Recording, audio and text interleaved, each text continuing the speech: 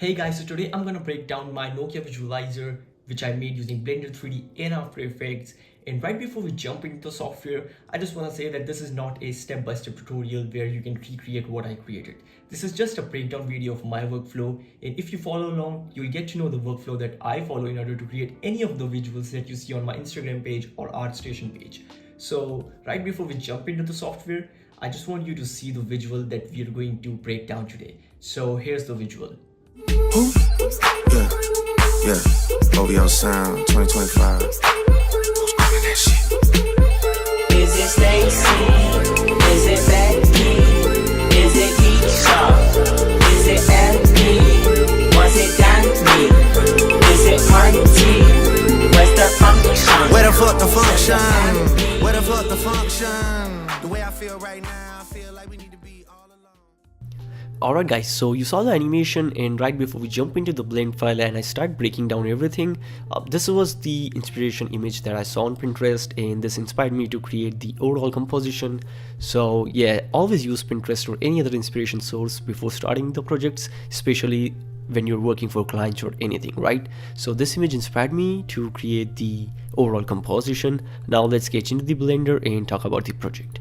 So you can see there's a lot of things going on over here, and right before we start, let's talk about the project settings first. It was 1920 by 768 because I wanted this cinematic, white frame. The resolution percentage or the resolution scale is actually 200% because we want the 4K render overall, and the frame rate is 30 FPS. That's pretty much it. Now, most probably you're wondering how I created these mobile phones right over here. So I took this mobile phone model from Sketchfab, and in order to create this much of copy, I actually did not placed everything on my own. I took a plane over here and performed a rigid body simulation after duplicating these mobile phones using the Shift D shortcut, right? So of course our rigid body simulations are actually very time consuming to perform, but if you have a decently strong computer, you can do them pretty fast. So anyways, I'm not gonna tell you everything about rigid body simulations because it's a wide topic in itself, but I recommend you to watch this animation tutorial of rigid body simulation from Polly Jeffrod. I'm sorry, how do I pronounce your name? But yes, you can watch this tutorial. I personally learned using this tutorial as well. But let's perform a very quick and easy rigid body simulation. This will tell you how I actually did that, right? So what you have to do is I simply let's open a new blend file. Simply I did a plane, scaled it up, applied the scale using the physics tab. I go to rigid body, make sure the type is passive for the plane because this is where all of our mobile phones are actually going to fall down. And let's say let's add a cube. Let's say this is your mobile phone. Make sure you always apply the scale before performing any simulations, otherwise it really don't work perfectly. Anyways, so again go to the physics tab, and on your selected model click on rigid body and make sure it's active. And now here you can actually select different shapes according to your mesh. Let's say we keep it at mesh. If you're using a mobile phone or any other 3D model, I recommend you to keep it at mesh, but of course always make sure to experiment right before committing to anything. Anyways, so let's play the simulation, and exactly this is how I created mine, right? So next what I did was I duplicated these models quite a few times, and that's pretty much it, right? Then I again went to the first frame, played the simulation, and that's it. This is how all of these mobile phones were actually placed. It took me a lot of time actually to figure it out. How do I actually get what I really want to? But again, playing with those parameters again and again actually helped me to achieve what I really wanted to. So I recommend you to watch that tutorial, and now we can actually jump into the fun part, that is the lighting part. Alright guys, so now let's talk about the lighting. So we are in our Blender file, of course, and if you see this collection over here, these are the 4 to 5 lights that I actually used in order to light up. And of course, once I added these lights, then I simply added my phone screen lights. We are going to talk about them in a second, but let's talk about these sort of lights over here. So let me hide all of these. Alright, So what I simply did was, of course, first of all, made sure there's no world lighting over here. I want to do everything manually, of course. So what I did was, on the right side of the composition, I added a pink light. It's very strong light, almost, I guess, 5000, yes. And of course it's pretty huge in size as well, almost 13 meters. Then of course I added another light, which is this blue light, which you'll see, and it is to light up from the forward side, or how do I pronounce that? So it is to light up over here, right? Next, what I did was, of course, I wanted to light up it from right side as well. You can see there's barely anything. Actually left side, if we look from our camera view. So I added another light, which is this one, and you can see the left part is visible as well from the camera view, right? Next, what I did was added a small sort of green tint. I don't know if it's noticeable over here, but here you can see, just to pop out it a bit. And last but not least, this is an optional light just to amplify that pink lighting a bit more. I'd reduce its value a bit more. Yes, this works fine. Now of course I added these screen lighting over here, you can see. So let's go to shading tab and let me show you how I did that. So first of all, I selected the mobile phone and went to the edit mode. Simply I just selected my faces, the screen faces, using the Ctrl+ button, and once I was satisfied with my selection, I gave it a new material, called it screen. And now let me show you the node setup. So this is my video footage file which I made in After Effects. Let me show you an example. So I simply created these sort of simple animations in After Effects, then I imported them in Blender. I simply dragged and dropped them and pressed Ctrl+T to add these coordination nodes, right? So I plugged it in emission node and added a hue saturation in case if I want to change the color, because I wanted different colors for each mobile phone. So I added a hue saturation node and it went to mix shader actually, because I wanted to mix it with a roughness slash fingerprint sort of roughness map, so that goes into glossy BSDF, and then these two green ones go into the mix shader, play with the opacity of the either of the textures. I liked it at 0.2 or 0.1 maybe, and then I joined it into surface. That's pretty much it. Later on, what I did was, once this was done, what I simply did was I wanted this emission node keyframing, because I wanted to give it that animation look, right? So I simply went to emission and added different keyframes at different settings, because the composition is of almost 90 to 80 frames, right? So I just went on different timeline and just added keyframes in order to animate that. And once I did this for all of these mobile phones, if I show you, this is what I actually had. You can see the screens are blinking, lights look good, and great part about these phone screens is that they create this sort of nice highlight sort of thing. This highlight actually helps you to pop out and make each phone look separate from each other. Otherwise it looks very mixed up and it was looking like kind of weird, I must say. But these highlights actually add a sort of character in each of the phone. It looks very cool, very stylish, and makes it look very unique and eye-catchy, right? So this was my lighting setup. Of course, if we brief it once again, these are 4 lights which are basically lighting up the environment and making things visible, and then the phone lights, of course, because the phone always emits light, so these light emissions of course create this sort of highlight on each other. That's pretty much it. Now let's talk about camera animations and of course the camera shake. Alright guys, so now the lighting is done, let's talk about the camera settings for this animation. And if you see the animation, you can pretty much tell that the camera animation is very easy. Here you can see the camera is just moving out. If I increase the frames a bit just so you can see a bit more, here you can see the camera is just zooming out.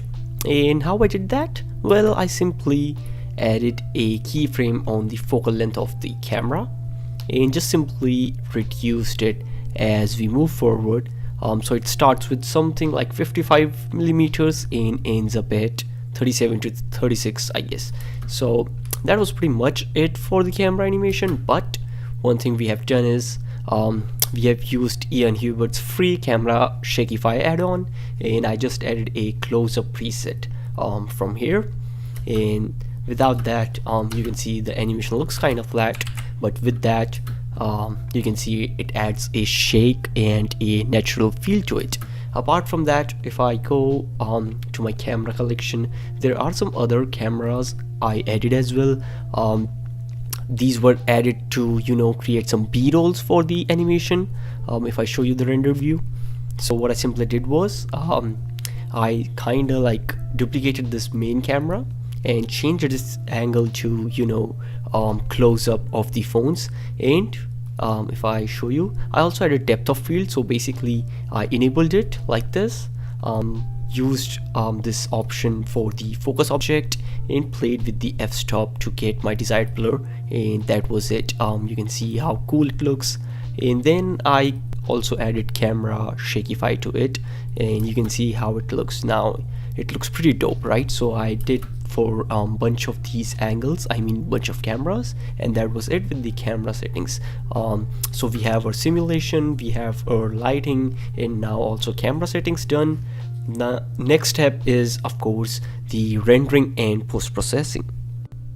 Alright guys, so now let's talk about my render settings on a pretty quick speed. So I used 299 samples, and of course denoiser was on, optics, albedo and normal, and my output properties are such as 1920 by 768, 200% resolution scale, and 30 fps, right? And in order to get this faded sort of look, I don't know if you can see in the screen recording, I just added a slight amount of volume. So this is without volume, this is after volume, even though it's going to get hidden because I'm gonna pull the contrast in After Effects, so it's gonna look like this again, but who cares. I added just for my own sake, right?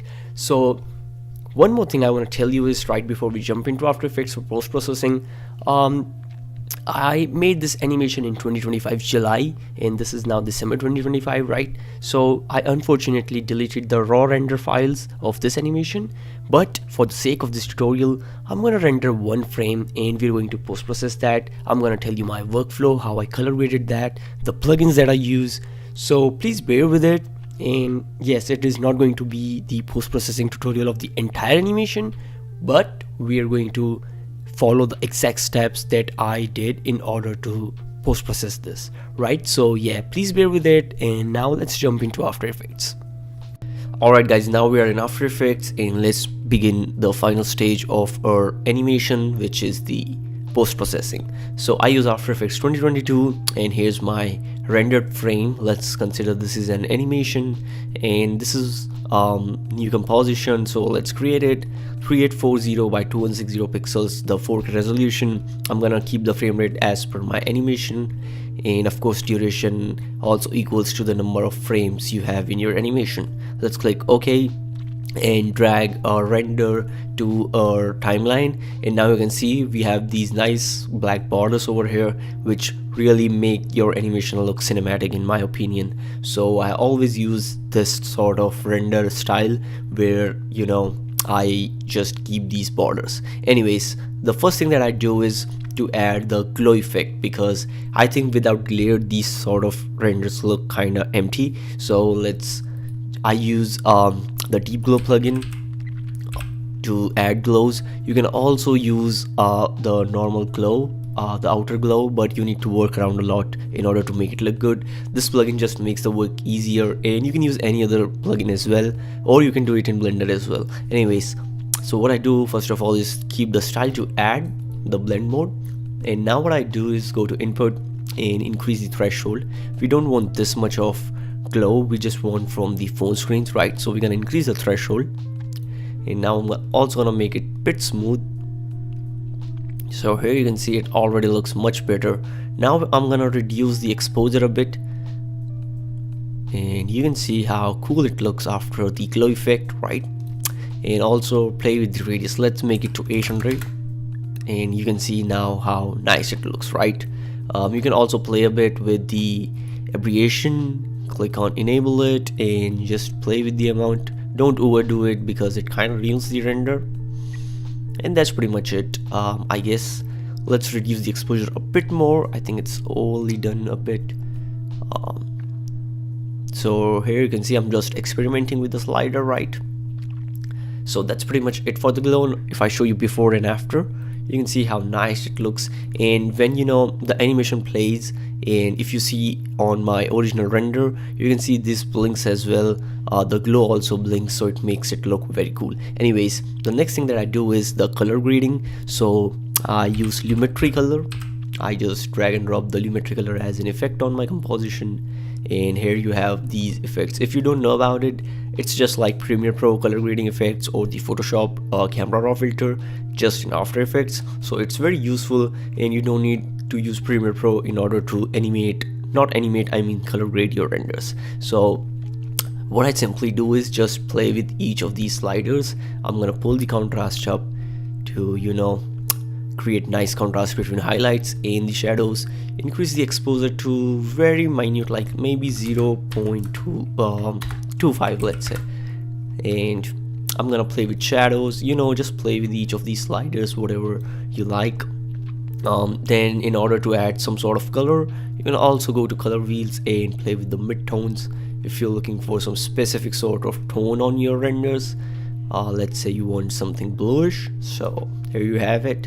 And also play with the shadows a bit, maybe sort of greenish, I don't know, maybe cyan. So here you can see I just play with the sliders as long as I get to something which I really like. And now last but not the least, I also add vignette in the negative, so that there are these black rounded corners. The reason why I increased the exposure in the first place was so that to create this nice contrast after applying the vignette, so you can play with it as well. So here you can see this is actually my workflow for post-processing. I add glare, I do color grading, then I also add noise. So I'm gonna add noise over here, and that's pretty much it. To be honest, I'm just gonna not overdo it, because if you overdo it, it looks horrible, right? So let's say 10 works good for this render. I think it's a bit way too much, so let's keep it to 5. I think it looks pretty cool, right? So if I show you now, this is how our render looks like. You already saw the animation, right? So it looks pretty cool, right? And this is without glows, and this is with glows. You can see we changed the hue of this phone a bit, so I'm gonna play a bit more with the glow, and I think it looks so cool in my opinion. And that's pretty much it. That's how you actually create these renders. So I hope you learned a thing or two. Let's conclude this video now. Alright guys, so I hope you enjoyed the video, and if you learned a thing or two using this tutorial, then make sure you like the video. And if you want to see more of my videos, then make sure you subscribe. And if you want to see more of my work, the artworks that I make, the visuals that I make, then I recommend you to check out my Instagram page. Link is in description, or you can see the username here somewhere.